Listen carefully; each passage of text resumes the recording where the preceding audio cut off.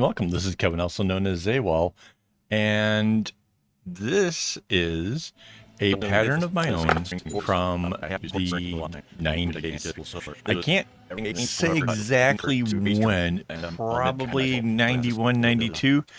And I know this because the clipboard that I took the photo on, that's about when I had been given that as a gift. And I was doing a lot of photos with it, so kind of right around that era, possibly maybe even late just 1990 itself. But anyways, this is a super easy pattern to make. The only thing you have to concern you with is running out of string, but I kind of explained in the pattern making part where if you can change them up in the middle, you'll be fine. In fact, instead of cutting the string in my normal 1/3, which is what, 2.5+ meters for each string, I cut this in quarters, which is 2 meters per string. That means it's a meter on either side, which is kind of short for bracelet making, but it worked out just fine. I have the bracelet right here. So yeah, it's just a case of making sure that you swap them at the appropriate time. It's right in the middle, pretty easy to spot. The only other thing that kind of hung me up was the fact that it's a little bit unintuitive, that right when you get to the last of the lightest color on the outside, that it has to go out and back in immediately in order to make that exchange with the one that's in the middle. Other than that, the whole bracelet took me less than 1 hour to make. You can kind of see by the way I'm going so fast. It's like I'm pulling at it, and you can see that like the clip is struggling to hold on to it because I'm just going at it. It's super repetitive. However, it's a little bit easy to count where you are because you're basically counting the dot that's right in the middle. So there were 7 of the dots, and then the center thing, and then 7 more dots. So that was, easy-ish. Mind you, for some odd reason, and I think it might be the ADHD, I have this problem where I'll count it and then work for a little bit, and then I have to count it again. It's like I can't hold the number in my head and then add 1. But maybe that's just me. I don't know. Like I said, it could be an ADHD thing. It could be just brain damage from God knows what back in the day. I had a reaction when I was a child where I had a super high fever. I always figured that might have caused some damage, but doesn't stop me from making cool bracelets though. So yay. It's a fun pattern. I didn't go with the same colors as the original.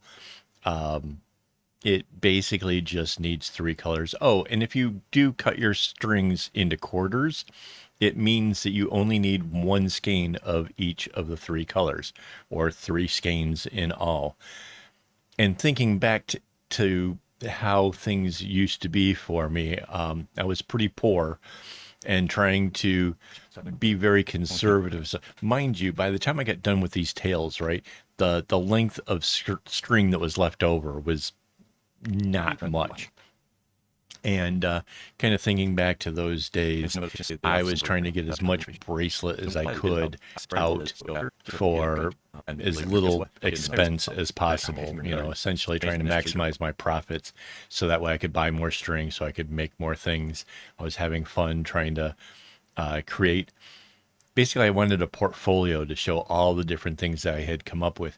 Mind you, this was long before internet, right? So my book was like my definitive thing of what we could do with bracelets. And I would show it to people all the time. And a lot of people called it my catalog. It wasn't meant to be that. It was meant to be, this is what I can do. If you see an element in there you like, I can try to build from that. So that was the thing back in the day. So Not much has really changed, honestly, other than the fact that we now have internet and I can go look at patterns and, or like Instagram or whatever, get inspiration and then try new things. But yeah, kind of fun looking back at this time frame and what was being made and what I thought was kind of cool. And I kind of wondered too, the fact that it was seven. Like, I know that's supposed to be like a spiritual number or something. So I kind of wondering, like, in my mind back when I made this, was that why I picked the seven dots before going into the center? And I really, I can't say. I don't know. I know that that was motivation for some things. Like I did a super wide bracelet, and I had the string that I could have gone 8 wide, and I was like, no, let's do 7. And yeah, so I know that was part of my motivations back when. So I don't know. It's kind of neat.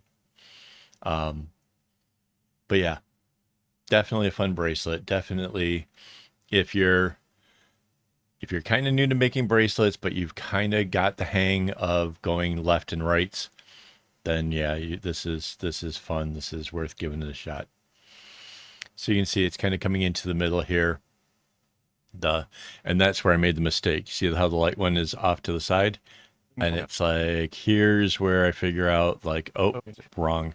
And then I kind of cut this thing and fixed it. So, but that's where there was a mistake. Get back on track and yeah, kind of run with the other side. And of course, by this point, I know what my mistake was, so I don't do it again. Let me thank my Patreon supporters as well as my YouTube members for making this stuff possible.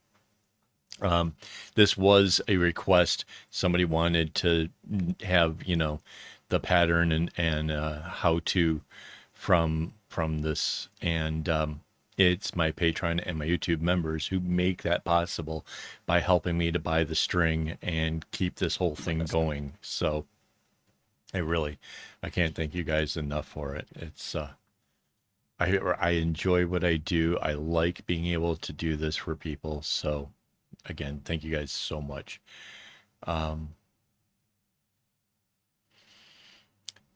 So the dark one, to change it out was really easy. You just kind of went out straight with it.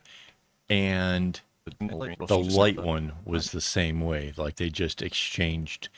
It was the light green that you could change up at any time. And I changed it just after I got past that main diamond. Like you can see right here, I change and bring the one that was coming from the inside and use that one instead. And again, if I hadn't, that string would have run out for sure. And same with, I think, pretty much any of them, except for maybe the light one. But there was definitely a difference. Where it had been in the center, those were rather long. The ones on the outside, those had gotten quite a bit shorter. So I really kind of feel like you need to change them up. Like that little thing that we did towards the middle where it comes in, I think that was really necessary. And especially if you're going to make your string short, like doing the quarter length. So I'm not 100% sure if we could have added one more diamond on either side, like top and bottom, and still have been in the quarter length, because this is a little bit shorter than my other bracelets. It's not terrible. It goes around nicely, but it's a little bit shorter. And making it that little bit longer, this was probably the length I was targeting in the 90s. Again, it was the concern about running out of string and or using too much string of like one color. Everything had to be balanced. Everything had to be done in a way, because this was the only length I cut my string. It was quarters always. Wasn't until 2012, 2013 that I started cutting into thirds, maybe a little bit God, I wish I could remember exactly when that was, but yeah, when I discovered doing thirds, first it really kind of hurt my shoulder at first because I was not used to the extra pull to it. But then once I kind of got the hang of it, I started to prefer having those longer lengths because it meant I could make a little bit longer of a bracelet. I could do pretty much any pattern I wanted to without the worry of running out of string. So that was just the big change that modern me does. But I still have fond memories of the earlier days and how um, necessity drove a lot of my decisions and a lot of the ways that I did these things. So yeah, and I'll probably take a look through my portfolio and see if there was any other patterns that maybe we could explore and stuff because that's kind of fun going down the memory lane and having a look at these things. So definitely, I appreciate the person. I don't know if you wanted your name mentioned on the video, so I'm not gonna do that. But thank you for the suggestion. Um, I did enjoy myself making this, and yeah, it went kind of quick. Mind you, the whole thing was done on a live stream earlier today, and if you wanted to watch me actually making it, you could have checked that out as well. So it's out there somewhere. I don't remember which live stream it is. You'd have to go through the archives because by the time this comes out, that will have been a little while ago. So, yeah, scheduling things it's difficult. It's a thing. Um, if you have questions about bracelets, anything I've made, anything that you have that you're not sure, about, um, hit me up. I do my best to try to answer questions. It makes it fun for making videos. I might not have the answers, and if I don't, I can either try to look it up for you, or I'll just tell you I don't know because I can't possibly know it all. But I have learned quite a bit over the years. So yeah, hit me up, and we'll see what we can make. Trying to think if there's anything else really. Yes, no. Oh, I do like the fact that there's a kumi now for a loop. If you look back at the original, it was just a simple braid, which not as cool. So that's another big difference from today than from back then. So kind of neat. Oh, look, it's already closing in. So yeah, we're right at the end here, guys. Really do appreciate you hanging out with me. Really pretty awesome. If you could hit the like button, that would be great because it tells YouTube that show me my stuff to other people.